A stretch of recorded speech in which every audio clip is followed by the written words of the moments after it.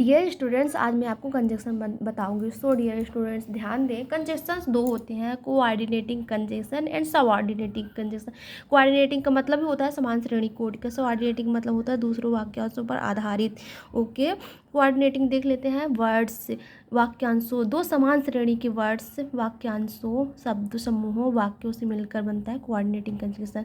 Okay, coordinating conjunction चार होते हैं: cumulative, alternative, adversative, illative. Cumulative का मतलब होता है स्टेटमेंट, कथन को कथन से जोड़ना। And, as well as, no less than, not only but also का यूज होता है। Trust is God and do the right, भगवान पर भरोसा करो और सही करो। He was not only foolish but also obstinate, वह न केवल मूर्ख था बल्कि हटी हुई था। नॉट ओनली बट आल्सो को यूज़ हुआ, जो कि कथन को कथन से जोड़ रहा है। अल्टरनेटिव का मतलब ही वो होता है विकल्प लिए प्रयुक्त होना। और इधर, और निदर, नॉर, अदरवाइज, एल्स। और इधर ही इज मैड और ही थिंक्स मैडनेस, या तो वह पागल है, ये पागलपन का नाटक कर रहा है। विकल्प है। ओके, विकल्प क्या है? मेहनत करो नहीं तो पास नहीं हो पाओगे। विकल्प है क्या है? वर्क हार्ड, इल्स और otherwise you will not pass. Ills और अदरवाइज का यूज़ हुआ। ओके, एडवर्सेटिव का मतलब ही होता है विरोध, अंतर को अभिव्यक्त करना। बट स्टिल एट, फिर भी। ओके, नेवरथलेस, फिर भी। Only, he is slow but he is study, वह धीमा है लेकिन अध्ययन कर रहा है, जो कि अंतर को एक्सप्रेस कर रहा है, व्यक्त कर रहा है। Okay, he had no chance of success, nevertheless he perseveres, उसके पास सफलता का कोई मौका नहीं था, फिर भी वह डटा रहा। नेवरथलेस जो कि एक्सप्रेस कर रहा है, अभिव्यक्त कर रहा है किसको? फिर भी। एडवर्सेटिव सेंटेंस को। ओके, एडवर्सेटिव को। इलेटिव देख लेते हैं, 4 नंबर में आता है। इलेटिव निष्कर्ष के भाव को अभिव्यक्त करता है। निष्कर्ष को अभिव्यक्त for, therefore, consequently. Okay, वह पास तो हो जाएगी क्योंकि वह मेहनत कर रही है। इसमें आ गया क्या? फॉर, क्योंकि वह मेहनत कर रही है। इलेटिव निष्कर्ष को निकाल रहा है। विनय ने काम नहीं किया तो, यह फलस्वरूप वह असफल हो गया। विनय डिड नॉट वर्क सो और कंसिक्वेंटली ही फेल्ड। तो हमने कोऑर्डिनेटिंग कंजक्शन को जाना, जो कि 4 होते हैं, बहुत ईजी है। प्यारे स्टूडेंट्स, अब हम आज फिर से सबऑर्डिनेटिंग कंजक्शन मतलब कि कंजक्शंस का दूसरा रूप सबऑर्डिनेटिंग कंजक्शन जानेंगे। सबऑर्डिनेटिंग कंजक्शन का मतलब होता है प्रिंसिपल क्लोज, प्रधान वाक्य और subordinating clause. Okay, principal clause subordinating clause को मिलाकर बनने वाला सबऑर्डिनेट कंजक्शन होता है। ओके, प्रधान वाक्य और आश्रित वाक्य, आश्रित मतलब दूसरों पर आश्रित रहता है, उससे सबऑर्डिनेट कंजक्शन कहते हैं, सबऑर्डिनेट क्लोज कहते हैं। जो दोनों को मिला के बनता है सबऑर्डिनेटिंग कंजक्शन बनता है। सबऑर्डिनेटिंग कंजक्शन कितने तरह के होते हैं? ध्यान से देखें, ये तो बहुत होते हैं, 8 होते हैं, पर ये बहुत ईजी तरीके से आप जाने हो। कि सबऑर्डिनेटिंग कंजक्शन का मतलब होता है सबऑर्डिनेटिंग कंजक्शंस ऑफ टाइम के लिए, समय के लिए, कारण के लिए, परिणाम के लिए, उद्देश्य के लिए, स्थिति के लिए, छूट के लिए, तुलना के लिए, ढंग के लिए यूज किया जाता है।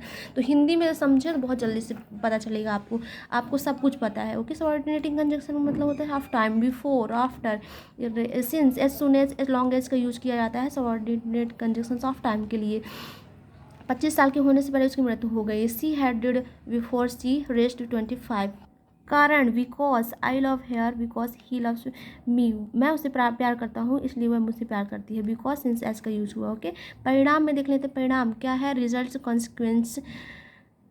वह इतना बुद्धिमान था कि उसने प्रथम पुरस्कार जीता। He was so intelligent that he went first prize. उद्देश्य के लिए देख लेते हैं। दैट, सो दैट, लेट्स, हम खाते हैं ताकि हम जी सकें। We eat that we may live. स्थिति का देख लेते हैं। For, of, condition, if, as if, unless. Okay, यदि आप फिर से देर से आए तो आपको खारिज कर देंगे। Okay, he will dismiss you if you are late again. छूट, अंतर देख लेते हैं। छूट और या फिर अंतर को देख लेते हैं ना। L thought alt however. Okay, he is an honest man, L thoughts he is poor, वह एक ईमानदार आदमी है हालांकि वह गरीब है, जो कि छूट है भी अंतर है। ओके, कंपेरिजन देख लेते हैं, तुलना का। वह उतना ही चतुर है जितना मैं, वह मुझसे उतना ही प्यार करता है जितना कि तुम। Okay, he is as lover as I, he loves me as much as you. Okay, as then का यूज हुआ, जो कि कंपेरिजन है, जो कि कंपेरिजन तुलना को एक्सप्रेस कर रहा है। Subordinating conjunctions of comparison. Subordinating conjunctions of no extents of manner. Extents of और मैनर देख लेते हैं। हद या ढंग। ओके, उन्होंने फिट होने के हिसाब से उम्मीदवारों को चयन किया। Okay, he choose the candidates according as they were fit.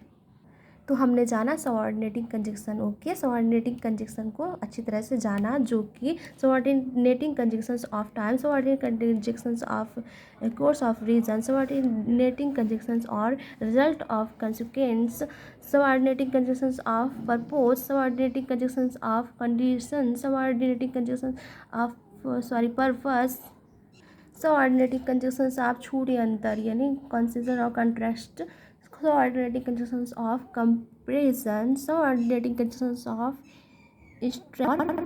Manner. Okay, तो आज हमने सबऑर्डिनेटिंग कंजक्शन एंड्स को अच्छी तरह से जाना। सो डियर स्टूडेंट्स, वीडियो को लाइक शेयर सब्सक्राइब ज़रूर करें और भी अच्छी वीडियो पाएँ और कुछ सीखें, अपने इंग्लिश को आसान बनाएं, इजी बनाएं और कुछ जान ही लें, कुछ अच्छी जानकारी सीख ही लें। Thanks for watching this video.